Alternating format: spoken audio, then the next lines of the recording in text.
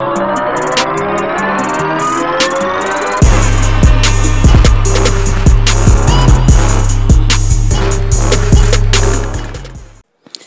what's up, YouTube? You know what time it is. So, anyway, we just got through watching that Deontay Wilder doing his thing with Eric Molina, and yeah, yo, man, we there was almost an upset. There was almost an upset. I was like, oh man, like I knew it could happen, but I didn't want it to happen. So I'm thinking to myself like, oh please don't get knocked out. Deontay not against versus like Eric Molina. This man's about to have a Buster Douglas, Mike Tyson moment. And what round was that in? That was like the second or third round. But anyway, whatever round it was, Deontay Wilder he shouldn't have been shook. You know, he shouldn't have been touched at all. But like I was saying, I was like, man, this might be a tough fight. You know, this might be a tough fight because Eric Molina, he can box. You know, I know he got blasted out by Chris Arreola, but you know, Chris Arreola is a different fighter, and his right hand's a little bit straighter, and you know, his fighting style is totally different from Deontay Wilder's, and he shook Chris Arreola up too with the same right hand. Same right hand, like boom. You know, he lands that right hand, and then he shakes you. You know, he's like, "Oh damn, I didn't expect that." You know, because he Eric Molina was playing possum, and he was trying to get Deontay Wilder, you know, to extend himself and open himself up to give him a chance to get his shots in. I want to say like lucky. It's not lucky punches or anything like that. It was, to me, it was like a well thought out game plan because Deontay Wilder is a very confident fighter. It's almost like the guy in the undercard. I want to say it was HBO. Was it HBO Showtime? The Felix Verdejo guy. You know, the guy coming out of Puerto Rico. He's real good, but you know he doesn't mind getting into firefights.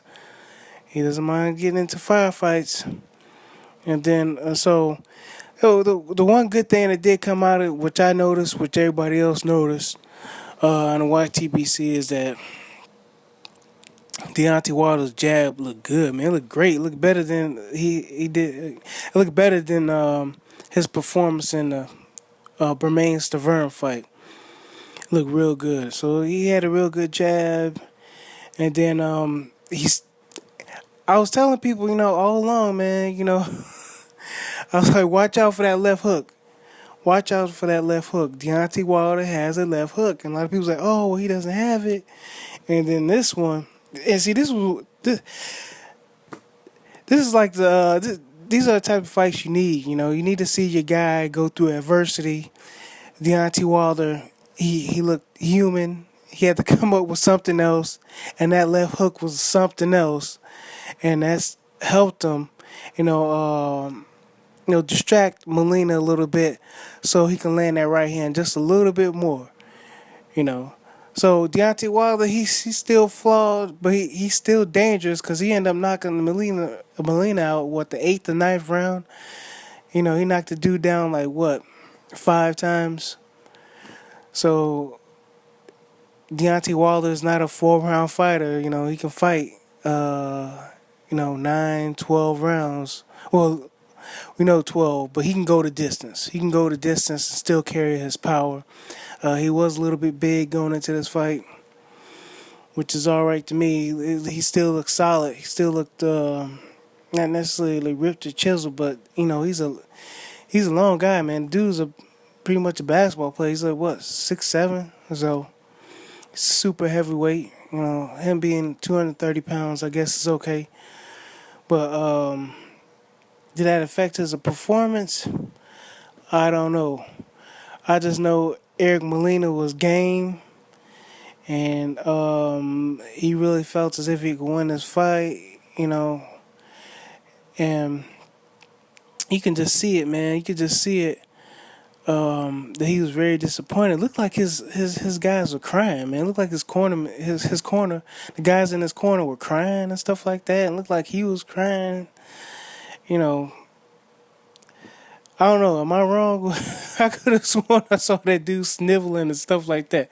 Especially one guy. If you see in the post fight wrap up of the fight, and then you can see the guy that was on his Eric Molina's left, but if you were viewing him, face up, face to face, the guy would have been on the right side of the screen. So, anyway, it was surprising, man. They had Charles Barkley up in there, and you just saw Charles Barkley's face when Deontay Wilder got hit with that right hand. And that was that, I think it was a left-right, a 1-2 combination, left-right. Or would that be a 3-2 combination? Either way, he got tagged, and Charles Barkley's face, man, his eyes lit up like, damn, I come here to see this shit. You know what I'm saying? Like, I thought this man was the truth. We about to get knocked out in his homecoming. So anyway, I don't know what's next for Deontay Wilder, man. Because now this Eric Molina fight pretty much just put another question mark on him, which I think is good. I think it's good, man, because it's almost like watching like Amir Khan fight. You know Amir Khan has superior skills, but with his flaws, show up. Who's able to capitalize on Amir Khan's flaws? It's just like Paul Williams. He always kept that right hand low, man, and nobody can capitalize on it. It was like nobody can land a left hook or anything like that to get him out of there. But it took a guy like Sergio Martinez, the southpaw, to take him out, man. To take him out. I think it was Paul Williams or southpaw, but anyway, it was Sergio Martinez that took him out because he always kept that one hand low. He always kept a hand low or something like that. Paul Williams did, and it finally caught up to him, man. He finally got knocked out. So, anyway, man, let me know what y'all think. Who's next for Deontay Wilder, man? Who's next? I don't know. It looks like everybody else is busy. Some of the older cats, Cunningham and Tarver, they got their own date, August 12th. They got their own dance. So I don't know if he'll bounce back that quick, but we should be seeing him again in the next maybe 3 or 4 months, hopefully, against some notable opponent. All right, let me know what y'all think. Bye.